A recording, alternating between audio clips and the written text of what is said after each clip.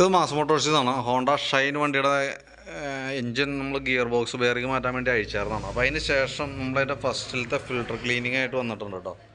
നിലവിൽ full engine work എന്ന് പറയാൻ പറ്റില്ല. നമ്മളതിൻ്റെ ഗിയർ ബോക്സിൻ്റെ ബെയറിംഗ് കംപ്ലൈൻ്റ് ആയിട്ട് അത് മാറ്റാൻ വേണ്ടിയിട്ട് അയച്ചായിരുന്നതാണ്. അപ്പോൾ കൂട്ടത്തിൽ കൂടെ നമ്മളതിൻ്റെ അഴിച്ച് സെറ്റ് ചെയ്യുന്ന സമയത്ത് നമുക്ക് ഈ കോട്ടൺ വേസ്റ്റൊക്കെ ഉണ്ടാവുമല്ലോ. നമ്മൾ എങ്ങനെ ക്ലീൻ ചെയ്ത് എങ്ങനെയൊക്കെ ശ്രദ്ധിച്ചാലും അതിൻ്റെ ഉള്ളിൽ വേസ്റ്റ് പെടും, പൊടികൾ ഉണ്ടാവും, അഴുക്ക് കാര്യങ്ങളൊക്കെ വരാൻ സാധ്യതയുണ്ട്. അപ്പോൾ അതുകൊണ്ടാണ് നമ്മളതിൻ്റെ ഫിൽട്ടർ ക്ലീനിങ് കമ്പൽസറി ചെയ്യണമെന്ന് പറയേണ്ട കേസ്. കാരണം നമ്മളിപ്പോൾ അത് ഈ സൈഡ് അഴിച്ചാലും നമുക്ക് ചെയ്യാൻ പറ്റുള്ളൂ. അതിന് വേണ്ടിയിട്ട് അഴിച്ചാണ്. അപ്പോൾ ഏറെക്കുറെ ഇതാണ് അവസ്ഥ കേട്ടോ. ഫിൽട്ടർ അത്യാവശ്യം ഏകദേശം ഒരു 90% ബ്ലോക്കാണ്. അത് നമ്മളിപ്പോൾ എങ്ങനെയൊക്കെ നോക്കിയാലും അതിനകത്ത് അഴുക്ക് വരും. അപ്പോൾ അതുകൊണ്ടാണ് നമ്മൾ ഫിൽട്ടർ ക്ലീൻ ചെയ്യാൻ പറയേണ്ട കേസ്. ഇപ്പോൾ നിലവിൽ ഫിൽട്ടർ ക്ലീൻ ചെയ്തിട്ടാൽ പിന്നീട് നമുക്കിപ്പോൾ പെട്ടെന്നൊന്നും പ്രോബ്ലം വരില്ല.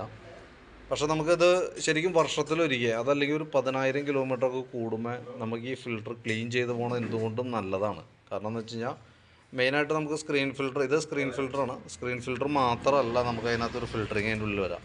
ഇതിൻ്റെ ഉള്ളിൽ റോട്ടർ ഫിൽട്ടർ എന്ന് പറയുന്ന യൂണിറ്റ് കൂടി ഉണ്ട്. ഇതൊരു റോട്ടർ ഫിൽട്ടറാണ്. അപ്പോൾ ഇതിൻ്റെ ഉള്ളിലേക്ക് വരുന്ന ഓയിലിനെ ഇതിൻ്റെ ഉള്ളിലൊന്ന് ഫിൽട്ടർ ചെയ്തിട്ടാണ് അതിൻ്റെ ക്രാങ്കിൻ്റെ കണക്ട് റോഡിലേക്ക് വിടുക. അപ്പോൾ അതിനകത്ത് വരുന്ന അഴുക്കും ക്ലീൻ ചെയ്യണമെങ്കിൽ നമുക്ക് ഏകദേശം ഒരു 3 ഓയിൽ ചേഞ്ചാണ് ശരിക്കും അതിൻ്റെ ഒരു പരിധി പറയാം. അല്ലെങ്കിൽ 10,000 കിലോമീറ്റർ അത് കണക്കാക്കി ചെയ്തു. വർഷത്തിലൊരിക്കൽ ചെയ്യണമെന്നാണ് എപ്പോഴും നല്ലത് കേട്ടോ. അപ്പോൾ അതൊന്ന് പ്രത്യേകം പറഞ്ഞു ചെയ്യിക്കണം. കാരണം അത് കൃത്യമായിട്ട് ഓയിൽ ചേഞ്ച് എന്ന് പറയുമ്പോൾ നമ്മൾ ജസ്റ്റ് ഓയിൽ മാറ്റിയാണ്ട് പോവുള്ളൂ. പക്ഷേ ഫിൽട്ടർ അഴിച്ച് ക്ലീൻ ചെയ്തിട്ട് ഓയിൽ മാറ്റാൻ പറയുകയാണെങ്കിലാണ് നമുക്ക് ഇതേപോലെ അഴിച്ച് ചെയ്യാൻ പറ്റുള്ളൂ.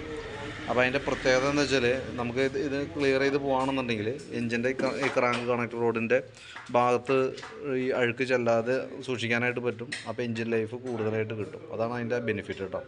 അപ്പോൾ ഞാനിപ്പോൾ ഇത് അഴിച്ച് ക്ലിയർ ചെയ്യുന്നുണ്ട്. കൂട്ടത്തിൽ കൂടെ നമുക്ക് അതിൻ്റെ ഗ്യാസ്കറ്റൊക്കെ മാറ്റണം, എൻജിൻ ഓയിൽ മാറ്റുന്നുണ്ട് കേട്ടോ. അപ്പോൾ ഞാൻ വർക്ക് കംപ്ലീറ്റ് ആയിക്കുമ്പോൾ കോൺടാക്ട് ചെയ്തേക്കാം.